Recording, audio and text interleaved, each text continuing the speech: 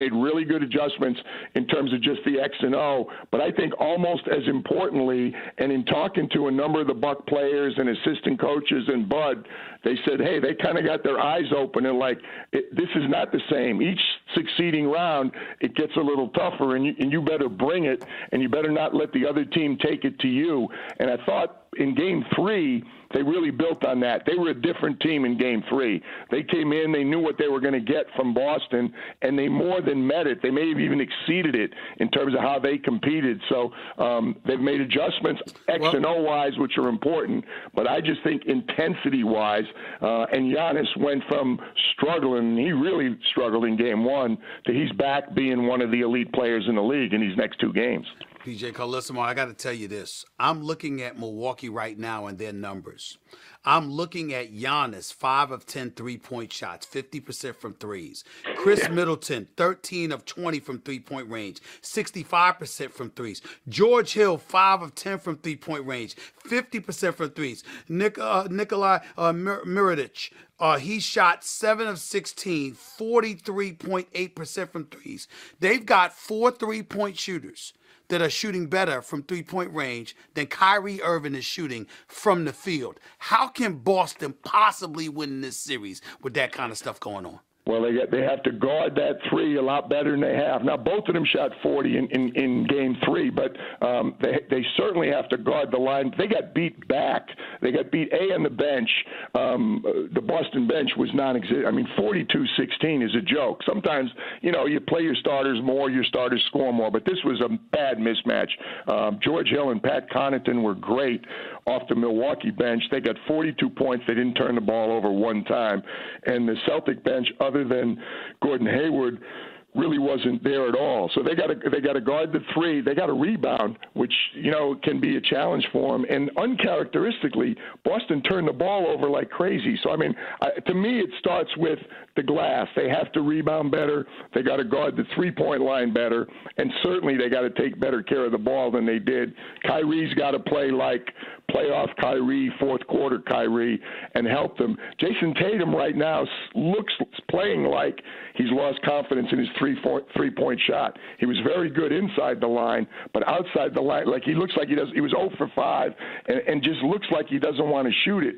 He was 0 for 2 in Game 2, so he's in a bad slump right now, a bad time. Hasn't made a 3 in this round yet, and they need him to step up. But I also think Milwaukee is a little bit better team. I think Milwaukee's the better team, and when you're playing the better team, your guys can't just play decently. They've got to exceed what they've done in the regular season. And you and I were just talking about Golden State, at times being up and down and not quite as dominant or consistently dominant. That was Boston's problem all year. There were nights when they looked like the team everybody thought they were going to be this year, and there were other nights when they didn't, and that inconsistency catches up with you more so the deeper you get in the playoffs. PJ Carlesimo, I'm going to tell you a conclusion that I've reached, and your basketball expertise is something I never, ever have a problem deferring to because you've forgotten more than I know. But I'm going to tell you what I believe in my heart. The Milwaukee Bucks are the one team that I look at and say, wait a minute. They could beat the Golden State Warriors. Now, I know we have to talk about Golden State in Houston in just a second, but recognizing the reigning 2-time defending NBA champions, 3 titles in the last 4 years, that is the Golden State Warriors, as the prohibitive favorite. When I look at any other team out there, I view Houston potentially giving them a run for their money. Boston potentially giving them a run for their money if things go right, et cetera, et cetera. But Milwaukee, because of their length, their defense, and their perimeter shooting and coaching, I think legitimately has a chance to beat a team like the Golden State Warriors due to Golden State's lack of depth. To that, you say what? The consistency worries me more than the depth. I just, you can't be up and down. And they've proven me wrong, by the way. When they were consistent and won, 73, they didn't win. And when they were in and out like they were last year, they turned it on and they did win in the end. But I think this year they're more vulnerable than they've been. They don't close out games very well at all. They let teams back in, and they still have a penchant for turnovers. They're so careless by their standards with the ball. I mean, when you score as much as they score, you're going to turn the ball over more. That's the thing that sometimes I think people don't realize. But I just don't think they're as tied together to this point as they've been. And I love the Bucks. And everybody's kind of forgetting Malcolm Brogdon was 50, 40, 90 this year. If when he comes back, I don't think it's going to be tonight, but if when he comes back, he gets close to what he's done in the regular season, that's a whole nother excellent player that Bud gets to add to the mix. PJ Carlesimo right here with Stephen A. ESPN Radio, ESPN News. PJ, let's transition to this series out here. But before we even get into that, you obviously watched Portland. You've watched Denver. What have you made of that series? And has this been a coming out party for the Joke himself, Nikola Jokic, who's averaging 26, 13, and 9 in this series against Portland? Talk to me about Denver for a second against the Blazers. You know, I thought it was going to be more a coming out party for Damian. Not that people don't know how good Damian Lillard and C.J. McCollum are, but I thought it was going to be more about them stepping up, and it's been Denver. You know, the country, we don't have them on enough nationally. I say we, ESPN or Turner. They didn't get the national exposure. Everybody knew their backcourt was very good. You know, people knew Murray. People should have known Gary Harris. People didn't realize how good the Joker is. There's no question. And he's so versatile. Still amazing to me that he and Nurkic were together in Denver. I mean, that's incredible. Nurkic, because he's hurt now and kind of forgotten, but you're talking two of the most skilled bigs in the entire league. I think it's a great series. I think Damian hasn't been otherworldly to this point. I think he's going to be. I think the last three games in that series are going to be tremendous. I don't think the home court's going to be a big factor. I just think it's going to be which backcourt steps up and whether Enes Kanter and Zach Collins and those front court guys can slow the Joker down a little bit. But I think that's a lot of people were sleeping on that series, I think, because everybody said, well, whoever wins Golden State Houston, A is going to win the West and B is probably going to win the whole thing. But I think people should spend some time, if they haven't already, watching Denver and Portland, because there's a ton of young players. There's two really good coaches, and there's two teams that are a lot better than people probably realized when the playoffs started. PJ Carlesimo, let's transition to the series that I'm covering right now, the Houston Rockets against the Golden State Warriors. In a lot of people's eyes, this is the NBA championship series, even though the Eastern Conference has been entertaining and competitive. When you look at this series, how it unfolds, what did you take away from Monday night's performance by James Harden? I know Eric Gordon had a tremendous game. CP3 not as active, even though he's shooting a good percentage from the field. But it was James Harden hitting a couple of big shots down the stretch, finishing the game with 41 points. It was Steph Curry not being that guy, particularly in the last game, having arguably the worst postseason game of his career. What were your thoughts about what you saw following Game 3, Houston's win? Well, super impressed by James bouncing back. I can't say I'm surprised, but I tell you, the way his eyes looked, I mean, we were sitting, our radio position, Adam Amin and I were right next to the Houston bench. Every time he came out of a timeout and I'm looking right into his eyes going, wow. I wasn't sure there was going to be a lingering effect. They can't win. I mean, his talent, it's a good roster. It's a very good roster they've put together. Eric Gordon has played great. I think he's been their best player. Obviously, Chris Paul's a great player. I love P.J. Tucker's competitiveness and what he does. Capella, after Game 1, has been really good. They can't win unless James plays like that. He can't even play good. He's got to play great. He's got to make a big shot or two down the stretch for them to win. I'm not sure they can do it 4 times against them, but their only shot is when James Harden plays, like James Harden and just baffles the defense, with the passes, with the hitting the pick and roll guys. Golden State did a great job in the first 2 games taking away the lob and the roll to the basket. And, if you can limit James to kind of one aspect of the game, let him score a ton, but he can't score a ton, get to the free throw line and get a whole bunch of assists all at the same time. And he's able to do that. But I just can't imagine Steph missing the shots that he missed or Clay missing the shots that he missed down the stretch. I'm really looking forward to, after our game's over, just going back and watching this one tonight.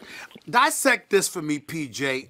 As a shooter, because you've been around many shooters throughout your career, as a shooter, watching guys like a Steph Curry having that dislocated finger injury, it was on his non-shooting hand, but two of those fingers have been taped together.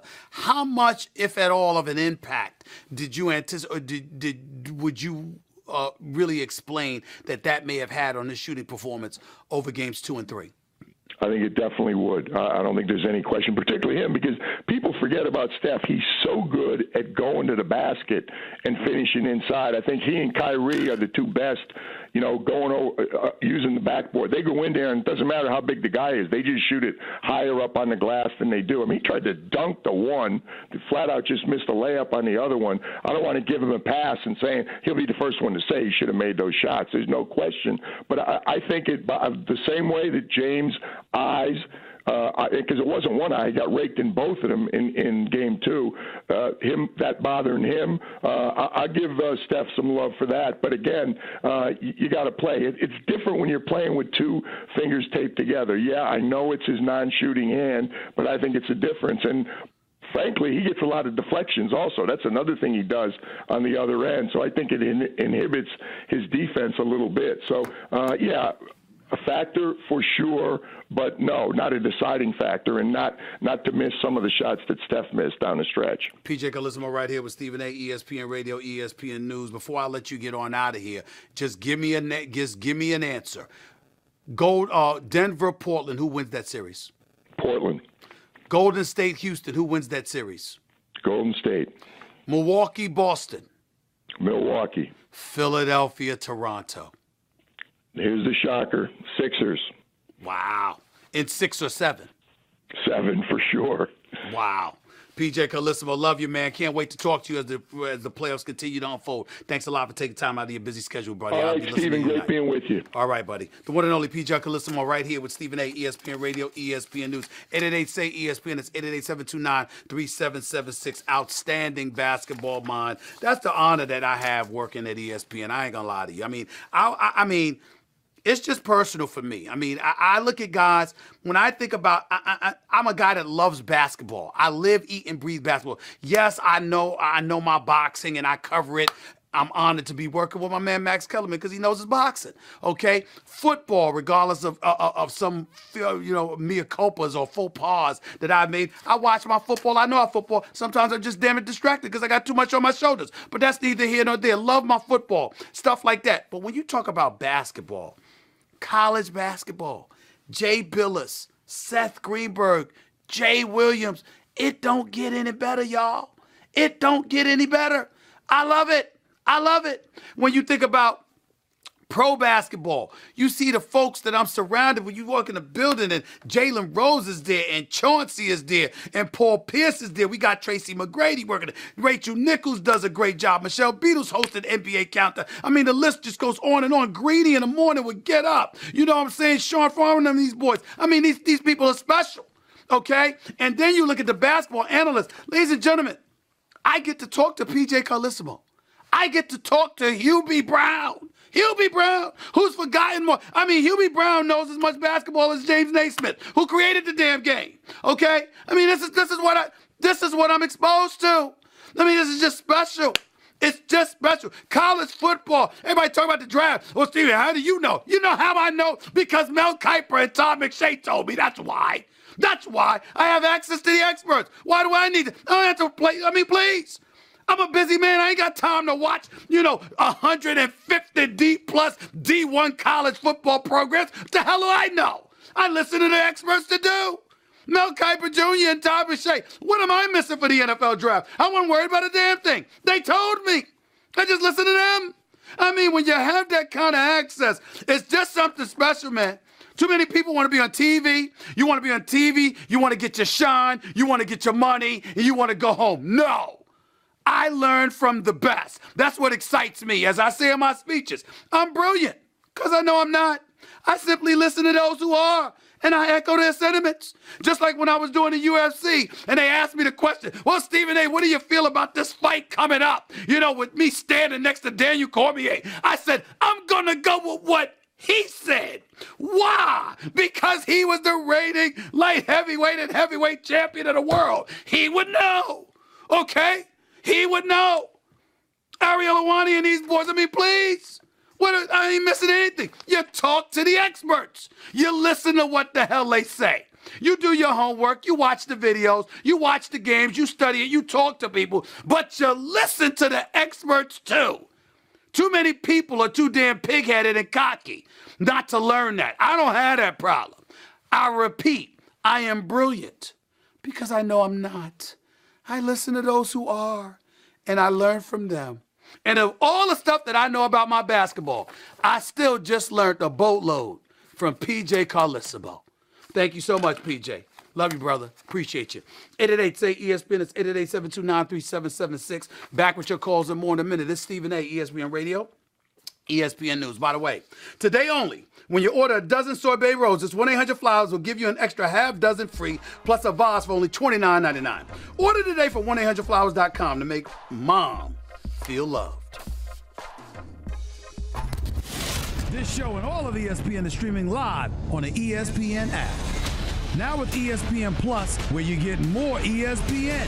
Download the ESPN app today and take ESPN